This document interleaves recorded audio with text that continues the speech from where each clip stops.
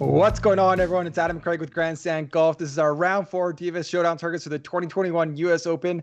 Craig, that last couple hours of the last 20 minutes was incredible, but this day was incredible at the US Open, really.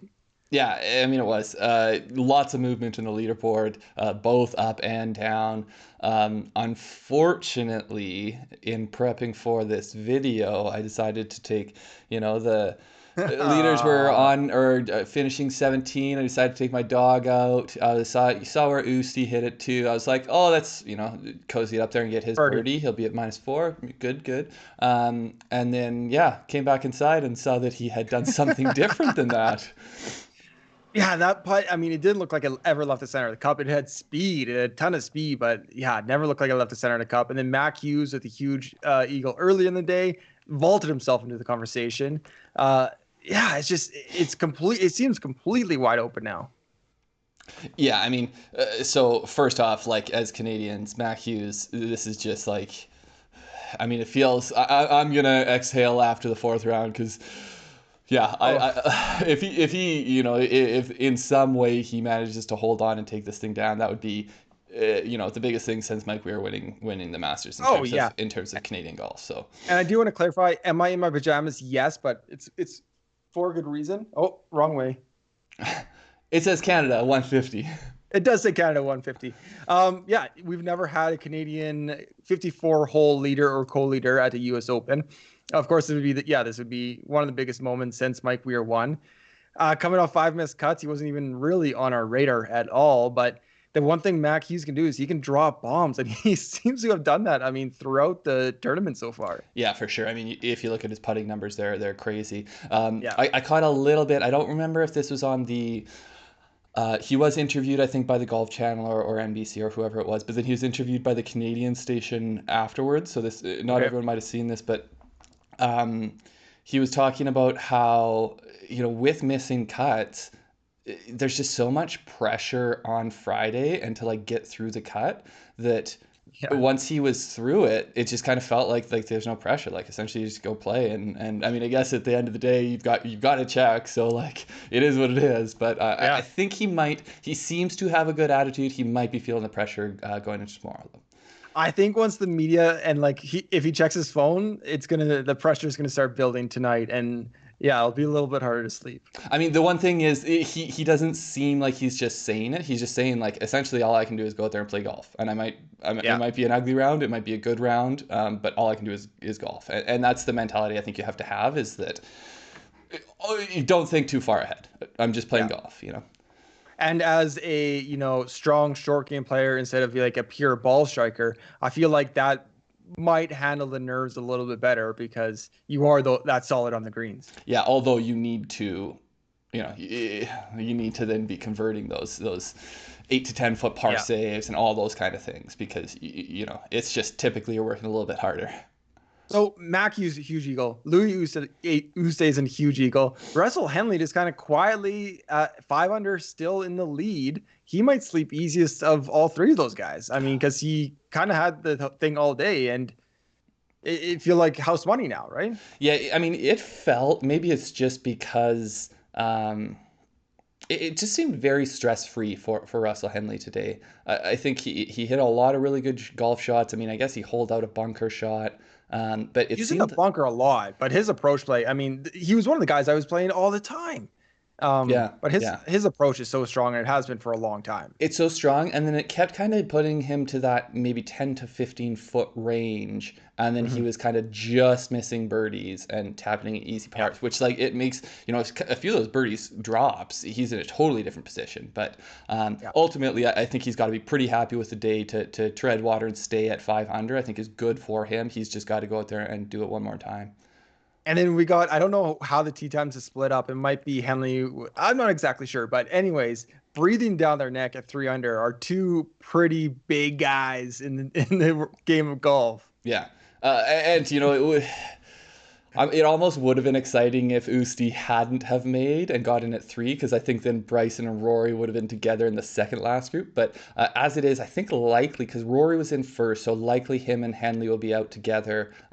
But regardless, Rory and Bryson at 3 under, 2 behind, that is going to be heavily weighing on the minds of everyone else Yeah. in contention. Bryson, bogey-free round. I think he's the only one today. 3 birdies. Rory also had one of the rounds of the day. I mean, both of them really they're coming in with huge momentum.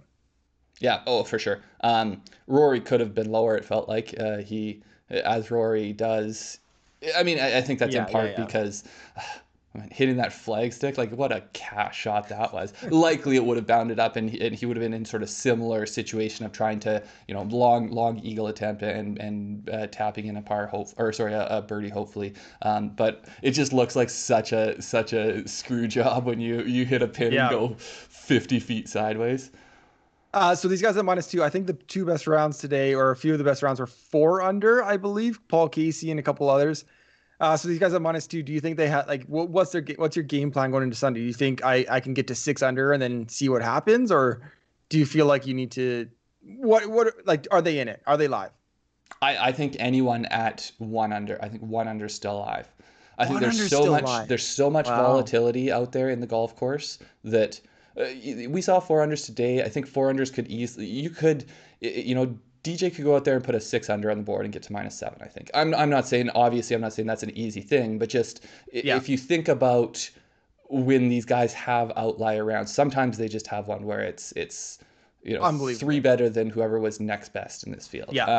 So in part, I would say because of some of the names we see at 1 under, but I think 2 under is definitely alive. I mean, 2 under, a little bit of early momentum and you could be at 4 under very quickly, and all of a sudden you're one of the primary guys in contention, especially with those names at 2. But 1 under, to me, I think one of DJ Morikawa or Xander is within the first kind of 3, 4, 5 holes. I think that they're in the conversation. I think they're kind of 1 or 2 under on their day and have made it will they won't they type thing.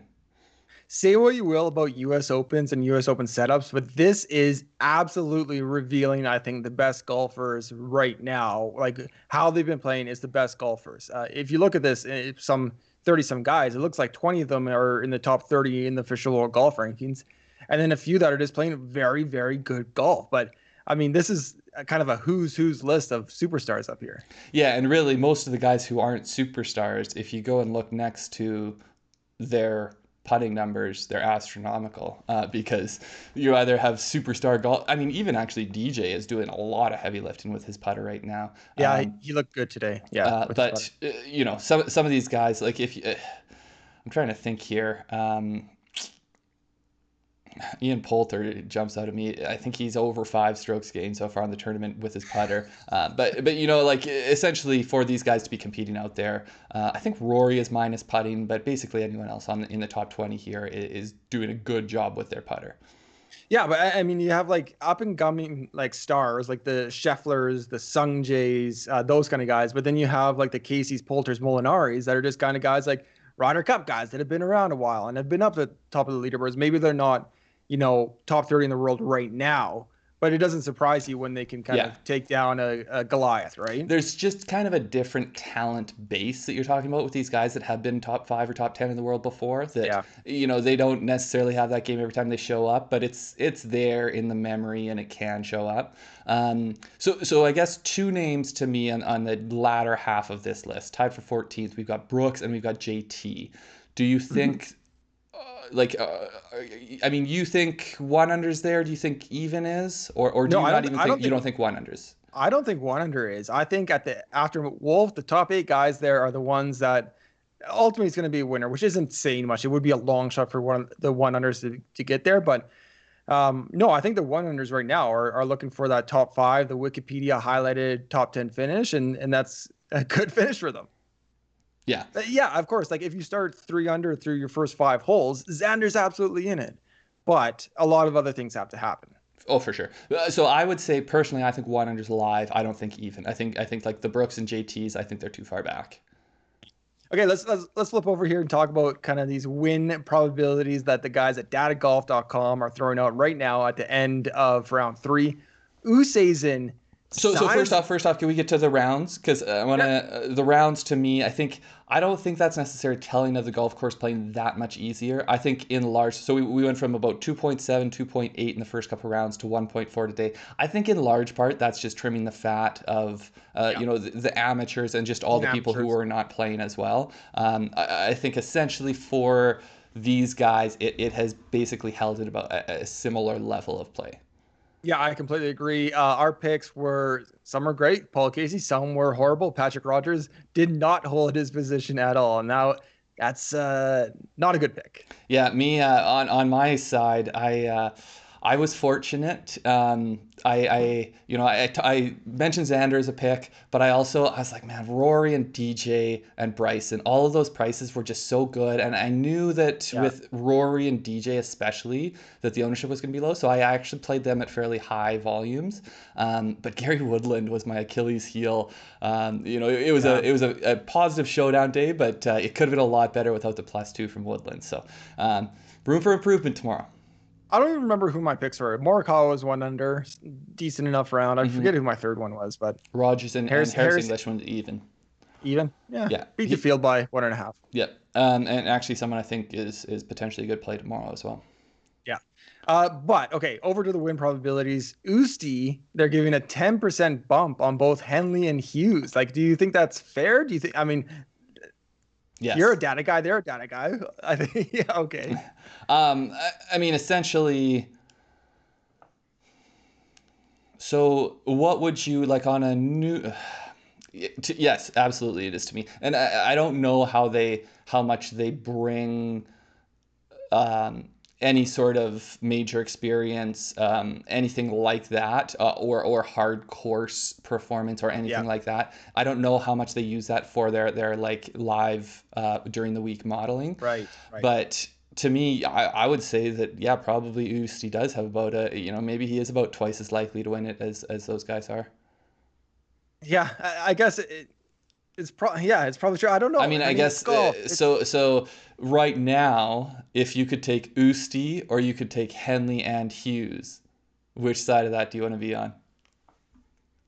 Probably Henley Hughes, to be honest. Oh, maybe we should do something here. Yeah, I'll take Henley Hughes versus Usti. I like that. Yeah, I'll do it. I'll do it. We'll do a 6-pack. Okay, I like it. I love it. And then to me, the one that I can't understand is how Bryson is more likely to win than Rory. I think that's just got to be based on the recent stat, because if we take long-term all-time numbers, I disagree with that one. But defending champ, and you know what? He was my fade of the week. He has played really well for his last 2 rounds. He's played very, very well. He did putt extremely well today, but he is a fantastic putter. So. Yeah, and you know what? He is really just leaning on the golf course, it seems like, at this point. And, as someone who I'm not cheering for him this week, I think I am starting to understand more why people are so strongly anti-Bryson. And, personality aside, but like... I'm fairly neutral. I'm not a huge Bryson fan. I'm not a huge Bryson hater. But personality aside, if you are not staking him, and so like you're kind of cheering for the other guys essentially, it's really annoying how like effectively he sort of systematically overpowers golf courses. So we'll see whether that can get him there tomorrow. And to be fair, it's the same annoying how Brooks does it as well. Oh yeah, like, absolutely, it's like, for sure. How can nobody else do this? Like, what's going on, guys? Someone else do what he's doing. Yeah. It just seems a little bit more. It's not as organic as Rory. Rory's out there. He's like, there's the highs, there's the lows, there's the, like he went at that pin and he put himself in a horrible spot and then he holes out and you're like, oh my goodness. Moving on, weather, anything there that you're... No, not even interested at all. But we've had weather there traditionally, so let's put it there. Yeah, and I think it's there as much to say that it's not relevant, a slight variation throughout the day that I think will actually be hardest on the sort of leading groups, but nothing to me. If you think back to the Sunday of the PGA Championship, the showdowns that day were very, very heavily affected by weather because there was a whole chunk of golfers that had a much easier go of it in terms of the directions of the winds when they were playing the certain holes. And then you saw a lot of the leaders fall back. So the ones who still kind of got those high finishing points still were valuable. But then if not, you had to go down to those people who were out there like Abe Ancer shooting -7 when the course is playing over par. Yeah. No, but nothing like that today. Let's look at the chalk build here. Let's look at these salaries because it's going to be, I think, wide open. So here's something I did real early. You can fit in Louis, Henley, Mac Hughes, and Rory and have 2 salary spots left with an average of 7,500. So that there's, I mean, okay, looking at this, that's either the top 5 guys or the top 3 guys. If you're just doing one build, how many of those guys are you doing? 1 or 2. So of the top 5, 1 or 2. Yeah. So of the top 5, I think 2. Of the top 3, probably just 1. You have to build your narrative, I think. There's no way Louis. I don't think you need to play 2. Like I think I think you could say you likely need one of those guys will be in the ideal lineup. But I think you can make a lot of good game theory reasons why you want to avoid them, because their ownership's just going to be so high that if they do put up a stinker, you get so much leverage on the field. Yeah, and I mean, I have 3 guys that are a little bit different. I haven't decided what to do with the top here, but really my initial feeling is, now looking at this, Mackenzie Hughes will be popular because he's 7,600. Mm-hmm. Louis will be popular because he's Louis and he has a 24% chance to win. I kind of think that sticks out as Henley as kind of the odd man out there. He might be kind of the interesting popular contrarian build in a sense. Yeah. Now the one thing I'm wondering though is, I agree with you for sure, but I wonder if Louis will not be as high. I think likely because it's Louis and he is tied for the lead now that it will be. But I mean, you could plug in Bryson and Rory at 95 and 91. That's crazy. Like, does just the sheer presence of them, and like with Rory being 91, does that suppress Louis' ownership a bit as well? Yeah, because that's a good point. He's right in the middle of those two. And the fact, and then DJ is 92, I want to say, which I don't know the last time you saw DJ at 92, and he's only at -1, so his finishing position could easily be a top 3. Yeah, I mean, a double bogey on hole 1, and then it's like, oh, why did I play this guy? Yeah. It can switch so quickly. And just because it happened previously doesn't mean it's going to happen tomorrow. Yeah. So I guess in terms of my picks today for our pick show, I have all guys who are not Mac Hughes and are below 8,000, because to me, I'm likely going to have different pieces of a lot of these plays, and not just these ones, but like all of the people under par. I'm going to have most of them. I'm going to kind of have pieces mixed with different parts. So it's more the people down lower than that I've kind of have highlighted as my potential upside picks.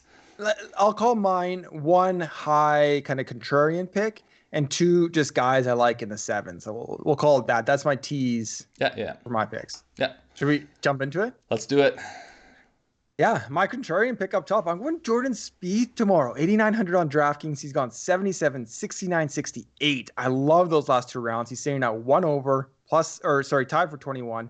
11 birdies, 10 bogeys, 1 double. How he's got there is being one of the best approach players in the entire tournament, which he has been in the PGA for the last 30 days, 3 months, 6 months. I mean, ever since this year, he's been hitting his irons. Or if you go back and include 5 years, then maybe he's also. Exactly. Basically, if you separate that 77, I think there's only Mac Hughes and Bryson that have had better, I think, Friday, Saturday scores. Jordan Spieth has a ton of momentum in this tournament, a ton of momentum coming into the tournament. He's second in strokes gained total over the past 6 months, a plus 2.25, second only to Jon Rahm. He's 8,900. He's right around those, Henleys, Oosties, Rorys. And he's T21, where I feel like enough people will be like, well, that's not that much finishing position, but I think he can easily, you get a couple birdies here, you're top 10, and you're eyeing down a top 5. Mm-hmm. And he's been playing 69, 68. Will that continue? I don't know. But of all these guys down here, I don't think Jordan Spieth has a less chance to do that than any of those other guys. Yeah, 69, 68 in the last 2 days is great, but you just can't compete with the behemoth that is Bryson or Matt Hughes. Like those just studs. So, no, very similar golfers too. I kid, but I friggin' love what Matt Hughes is doing. No, so I hear you. So essentially, I like Spieth. I like the value at 89. I like. The thing I don't know is how low the ownership gets just because it's Jordan Spieth. I do agree that all of those other names up there and the fascination everyone has with thinking that the way the day starts is the way the day is going to end. But it's still Jordan Spieth, and he gets a lot of just the pure I want to pick this guy in my lineup ownership, which is the one thing that maybe, even though you have JT and Brooks at even, maybe his ownership is similar to theirs. I just don't know. I don't know how that'll play out. I'm kind of putting it still 15-20%, I think. I think it would get that high. And I think that's good value. If it is there, I think that's good value. Okay. Paul Casey, it's a repeat from yesterday, but 7,800, to me, I worry a little bit about this one being chalky, but this is as chalky as I think my picks will be. He was 71, 75, minus 67 today, even on the tournament, tied for 14th, 11 birdies, 11 bogeys. We talked about it going into the day. Essentially, he actually had a poor day ball striking compared to what he had been doing, but the putter caught fire, and so the scoring was really good. I still, the points I was making yesterday, the ball striking coming into this week is in just an exceptional spot. I just tried to make a little bit of a different point today. You look at his full 2021 calendar year, he has 41 rounds that are strokes gain rounds, 41 because the Porsche Open was 3 rounds, I think. It was. But gain strokes in 33 of 41. So we're talking 80% of rounds. And in 19 of 41, he's gained over 2.5 strokes. So that's almost half the time he's kind of getting you up into that. Some of those are like 4, 5, 6, but it's like over. Like essentially, I think once you're above 2.5, you're kind of into almost ideal lineup situation.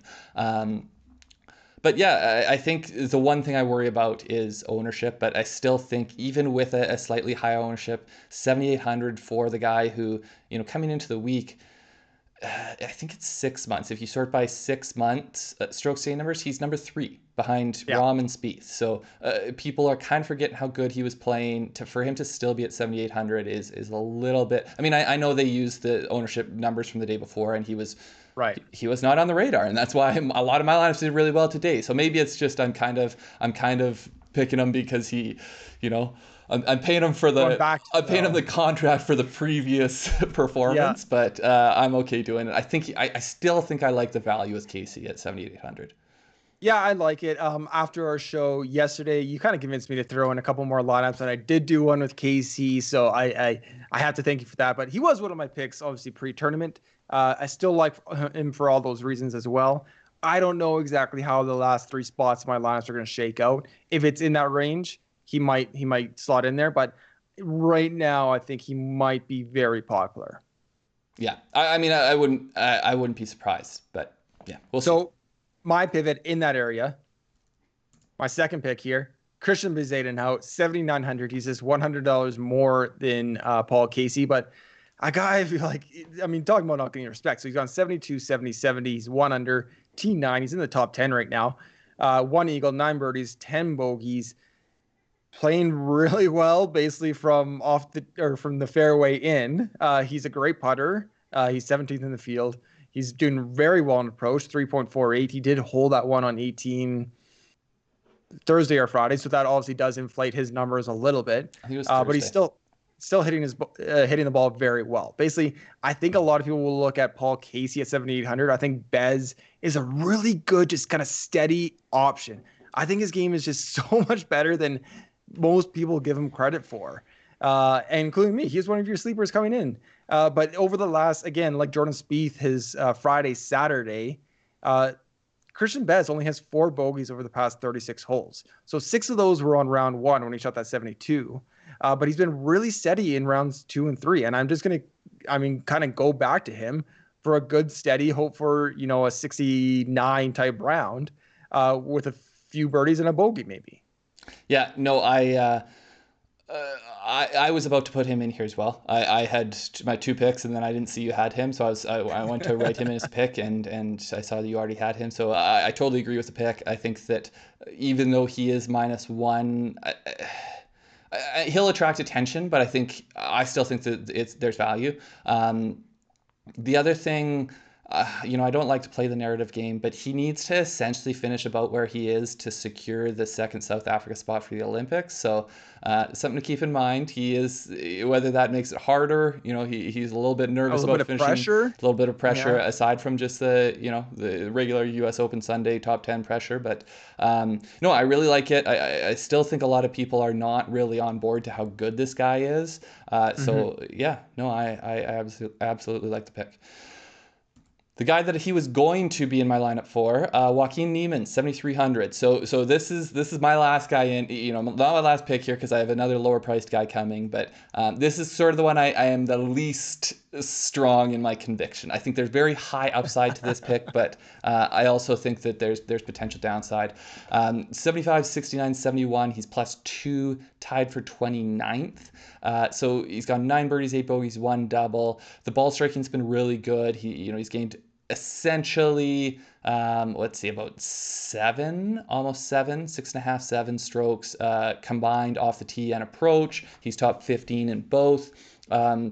But to me, the around the green game hasn't been great for Niemann for 4 or 5 weeks in a row. He's had quite ugly numbers, but the putter has actually been pretty good. So he's I want to say it's about 0.5 on the full season, but 7 straight tournaments that we've had strokes gain numbers for, he's been positive in 7 straight.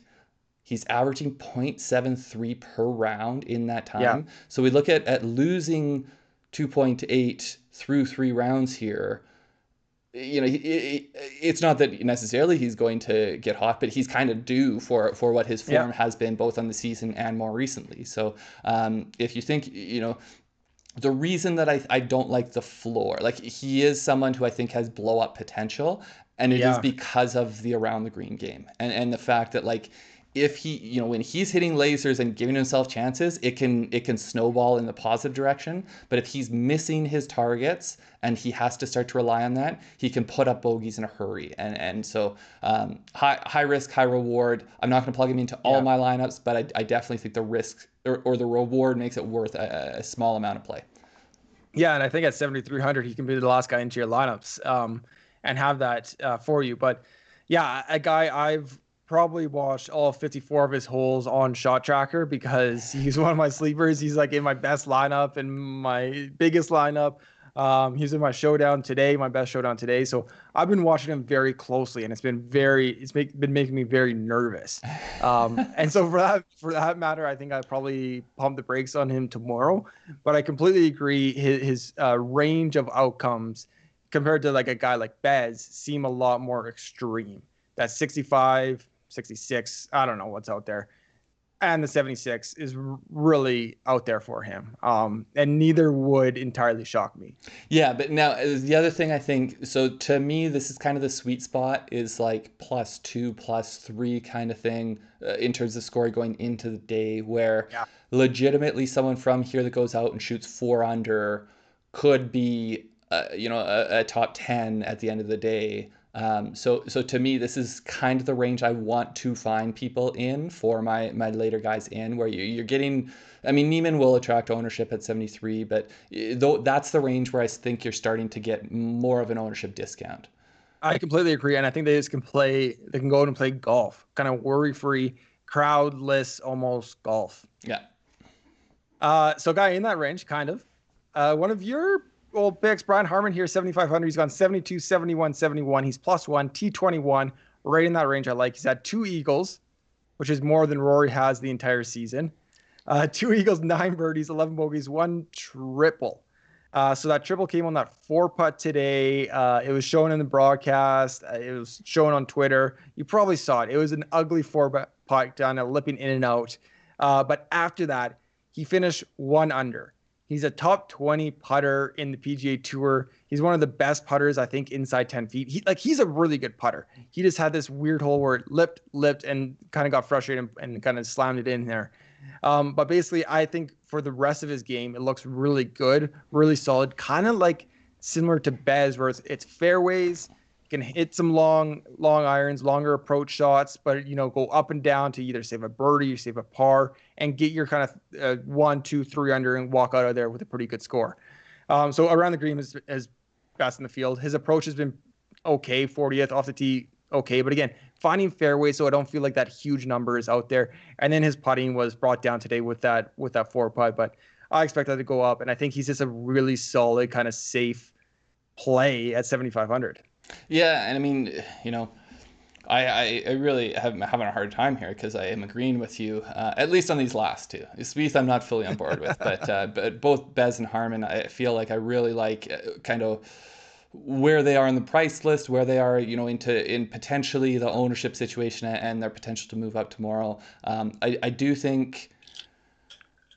Yeah, I mean, I was disappointed again because he was in showdown lineups for me today, and so that 4-putt weighs heavy. But to me, like, say he 2-putts that, his ownership number is very different at -1 than it is at +1, and so 99 times he will 2-putt that. He shoots a 69 today, and he's at 1 under, tied for 9th. Like, I completely agree. His round of a 71, especially having to control yourself after that, is actually very, very, very good. Yeah. And you know what, I whether it's a little bit people moving the other way, I just expect him to move to increase his position tomorrow. So to move up the leaderboard. So like it. My last one here, Charl Schwartzel, 6,400.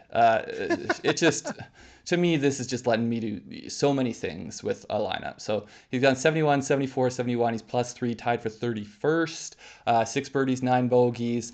Positive everywhere. You could call it positive, you could call it negative. He's exactly neutral off the tee, which is 42nd in the field. But then, doing a lot of work with his short game, gaining almost 4 strokes there, and then just very, very, very slight gaining with his ball striking.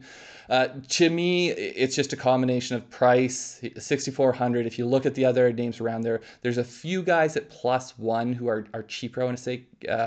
Martin Kamer and Chris Baker, I want to say. I forget who exactly it is, but they're kind of 63 range. But to me, there's no one really even close to the value that you're getting for Schwartzel down there. And I don't think it is, if he's at even or something, I think it jumps out way more and the ownership goes up. But because he's still at +3, I don't think it's going to jump out as much as it kind of does to me. But he goes. So if he goes out there and shoots 2 under, he's +1. I think that's going to be a very nice finishing position. And I mean, 2 under is going to be a great round in terms of showdown, but I also think that he's right at that range where I think you can pass a whole bunch of people by moving. He's kind of where in the glut of the field, in the chase, where they're you're moving up 5 meters and you're passing 8 guys. But the real thing I like, just in addition to that, the ball striking, room for improvement. He's been over a half stroke around with his ball striking over the past 3 months. It just has been essentially neutral, very, very, very slight gaining. So I do think the ball striking could potentially be better, but really, I just think that he's a vet. He's got major experience. I don't think anything about the moment's going to be too big. I kind of think 2 under would be a good number for him. I think that's going to be a very valuable, if you get 2 under from Schwartzel at 6,400, I would take that. All the way to the bank. It's kind of funny. I mean, I kind of forget about Schwartzel, and I kind of forgot about him in this tournament, but I'll be scrolling the leaderboard. I'm like, oh yeah, Craig picked Schwartzel. He's still hanging around. He's still hanging around. Like, that was a pretty good sleeper pick, I guess. Like, the not 42-year-old, 36-year-old is still playing pretty good golf. Yeah, it would just be nice if he could squeeze a little bit more out of this one because he's right on the verge there. Okay. Subscribe to the channel, hit that thumbs up. But first, before we go, comment below winner and winning score predictions. Craig, do you have yours ready? You go ahead. You know what? I actually switched mine pre-show. We didn't talk about it pre-show, but I had one in mind pre-show. I'm going to stay with the number, but I'm going to switch the person. So he's actually going to say Uzi at 7 under, but I think I've convinced myself to go with Russell Henley. Is it because we made the bet?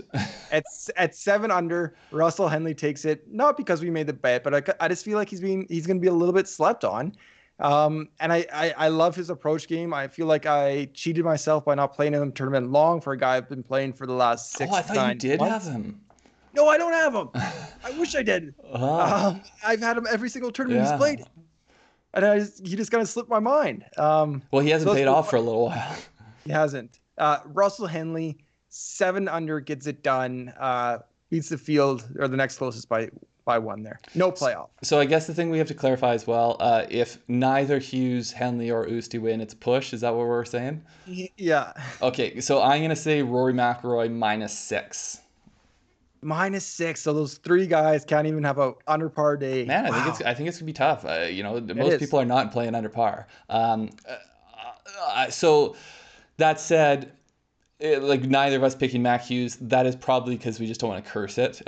Both of us would be ecstatic if Hughes takes this thing down, and then Usti's also a really hard one for me not to pick, but just seeing my boy Rory there, I just want to see so badly. So I'm going Rory at -6. And I told you, Father's Day, the whole Poppy narrative, same with Rom there. New fathers on Father's Day. It might be something. Lots of narratives in play. Lots of narratives in play. Okay, thank you everybody for watching. Good luck tomorrow, and we'll see you again soon. Yep, take care, see ya.